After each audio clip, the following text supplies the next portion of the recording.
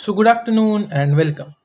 आप सभी ने स्पाइडरमैन होमकमिंग मूवी देखी होंगी और उसमें एक डायलॉग रहता, with great powers come great responsibilities. So उसी प्रकार with rights there also comes duties.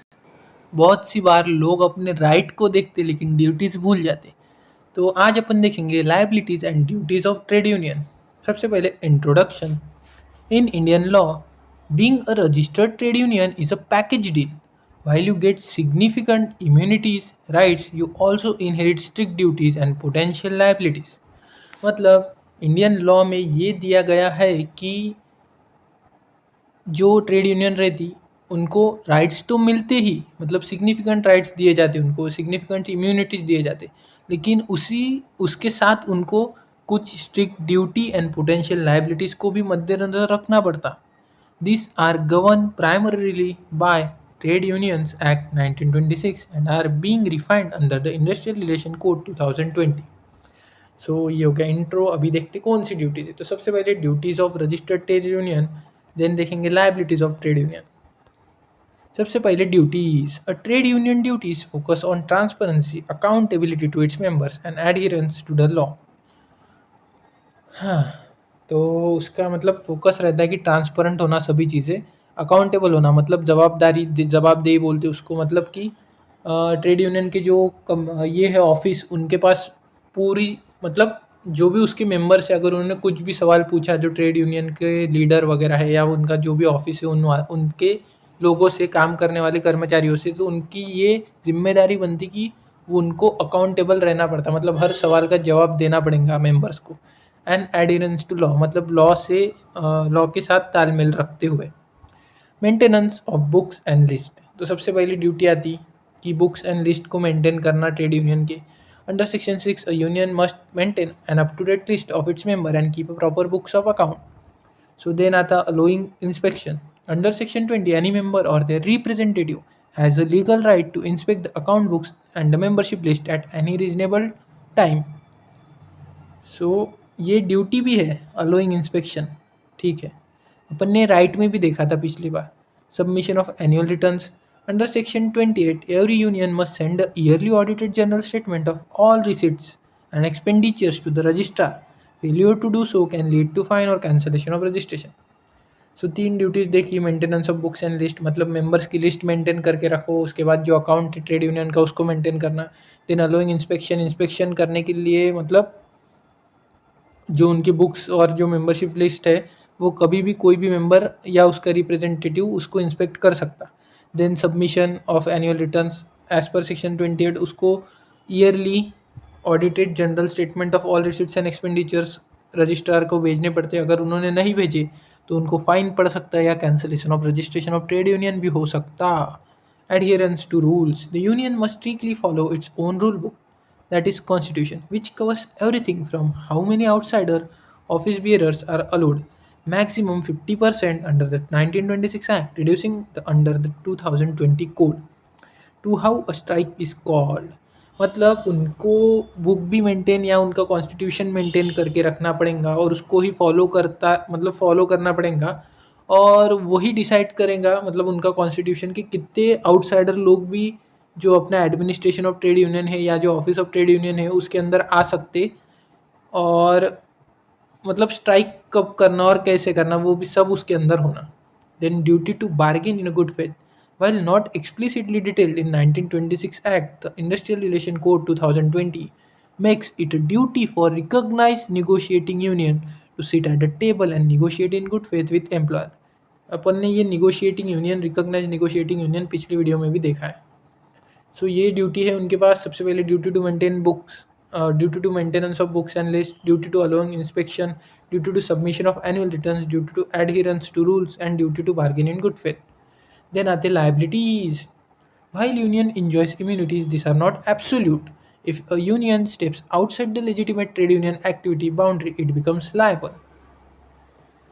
सो उनके पास जो इम्यूनिटी रहती है वो एब्सोल्यूट इम्यूनिटी नहीं रहती, इसलिए यूनियन को ये ध्यान रखना पड़ता है कि अगर उन्होंने उनकी लेजिटिमेट ट्रेड यूनियन एक्टिविटी के बाहर कुछ करा तो वो लायबल रहेंगे उसके लिए। तो सबसे पहले आती है लायबिलिटी फॉर क्रिमिनल एक्ट।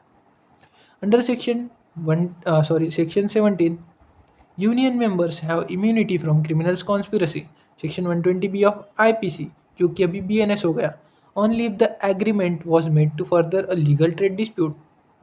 मतलब कि क्रिमिनल्स कॉन्स्पिरसी से यूनियन मेंबर्स को इम्यूनिटी मिलती तभी जब उन्होंने कोई ऐसा एग्रीमेंट करा होगा जो लीगल ट्रेड डिस्प्यूट से मतलब मिलता जुलता था। बट उन्होंने कुछ ऐसा एक्ट अगर करा होगा जो कि ऑलरेडी इलीगल है तो उनको उसमें क्रिमिनल कॉन्स्पिरसी नहीं मिलती। ये अपन ने मतलब उनको उससे इम्यूनिटी नहीं मिलती क्रिमिनल कॉन्स्पिरसी से। ये अपन ने पिछली वीडियो में भी देखा।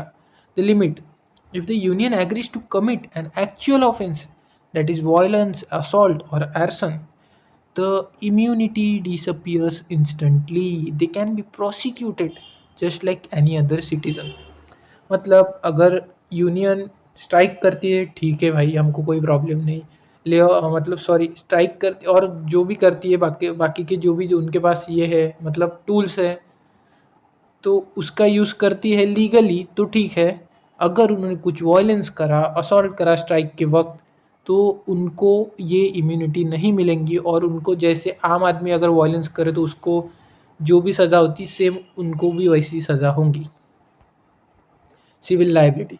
Under Section 18, a union is generally immune from civil suits for inducing a breach of contract during a strike. The limit. This doesn't protect against tortious act, violence, घेराव. If a union agent commits a tort like trespassing or physical damage without the knowledge of executive committee, the union might be safe but the individual is liable. मतलब अगर कोई एक हाथ member या कोई agent union का कुछ taught commit करता है, मतलब जैसे ट्रेस पासिंग, घुस गया वो फैक्ट्री के अंदर बिना परमिशन होते हुए भी, उसके बाद उसने कुछ मशीन को तोड़फोड़ कर दी, फिजिकल डैमेज कॉज करा और वो ट्रेड यूनियन के एग्जीक्यूटिव कमेटी को मालूम नहीं था, देन उस कंडीशन में यूनियन सेफ रहेंगी लेकिन वो इंडिविजुअल लायबल रहेगा, उसको सजा होंगी। वायलेंस, घेराव.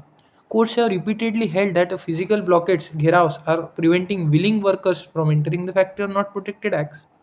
मतलब हम तो साला मतलब क्या हुआ, एक फैक्ट्री में कुछ झगड़े हो गए और 50 वर्कर ने ये डिसाइड करा, सपोज करो 70 वर्कर ने ये डिसाइड करा कि अपन काम नहीं करेंगे, काम रोक देंगे, लेकिन 30 वर्कर कह रहे हैं कि यार हमको तो काम करना है, हमको आपकी इसमें नहीं पड़ना।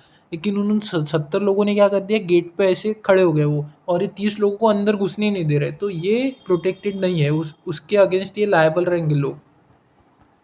सो then liability for general fund, या फिर वो मालिक को ही नहीं घुसने दे रहे तो उसके उसके अगेंस्ट तो वो 100% लायबल रहेंगे। Liability for general funds. Under section 15 general funds of union cannot be spent on anything other than, वो जो जनरल फंड वो कलेक्ट करते हैं एज ए मेंबरशिप फ़ी करके, तो वो सिर्फ वो सैलरी ऑफ ऑफिस बियरर्स देने में यूज़ कर सकते हैं, या जो भी ट्रेड यूनियन की लीगल एक्सपेंसेस आ रही है उसमें यूज़ कर सकते हैं, वेलफेयर ऑफ मेंबर्स के लिए यूज़ कर सकते हैं, जैसे उनको एजुकेशन देना, मेडिकल एड देना, या फिर पेनल्टी भर सकते हैं। Using general funds for political purpose और unauthorised business is a breach of duty and can lead to legal action against the executive.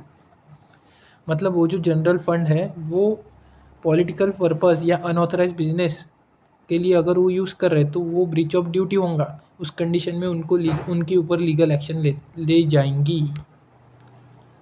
Then unfair labour practices, the don'ts. The Industrial Relation Code 2020 Schedule 2 explicitly lists what a union cannot do. If they do, they face penalties. तो सबसे पहले कौन सी action नहीं करनी और कौन से type की उनको लाइबिलिटी लगेंगी। Forbidden action and types of liability. Illegal strike करते हैं तो उनको ऊपर फाइन्स लगेंगे एंड पोटेंशियल इम्प्रिजॉनमेंट भी हो सकती है लीडर्स को, वर्कर्स को, और नहीं सॉरी, वर्कर अपना वेजेस लूज कर सकते और लीडर को पोटेंशियल इम्प्रिजॉनमेंट और फाइन भरना पड़ेगा। कोअर्सिंग वर्कर्स मतलब डराना धमकाना किसी वर्कर को, तो उस कंडीशन में कोअर्सिंग वर्कर्स टू ज्वाइन और not join of specific union is unfair labour practice. मतलब डरा धमका के बाकी के वर्कर को अपनी स्ट्राइक या अपने जो भी करने वाले उसके अंदर शामिल करना, वो एक अनफेयर लेबर प्रैक्टिस कहलाई जाएंगी। Then violence and threat cause करना, using a force to prevent workers from attending work, जो मैंने पहले ही बताया आपको कि गेट ही ब्लॉक कर दिया कि भाई तुमको हम काम ही नहीं करने देंगे, या मशीन के ऊपर बैठ गए कि हम मशीन ऑन ही नहीं करने देंगे। Wilful go slow, deliberately slowing down so go slow क्या रहता मैं बताता, मतलब स्ट्राइक न करते हुए कभी कभी ये लोग क्या करते कि एकदम हल्लू हल्लू काम करते, एकदम स्लोली स्लोली काम करते। मतलब अगर एक फैक्ट्री की प्रोडक्शन कैपेसिटी है पर डे की 100 चीज़ें बनाने की, तो ये क्या करते, इतना स्लोली काम करते कि 50 ही चीज़ें बनाएंगे या 70 ही चीज़ें बनाएंगे।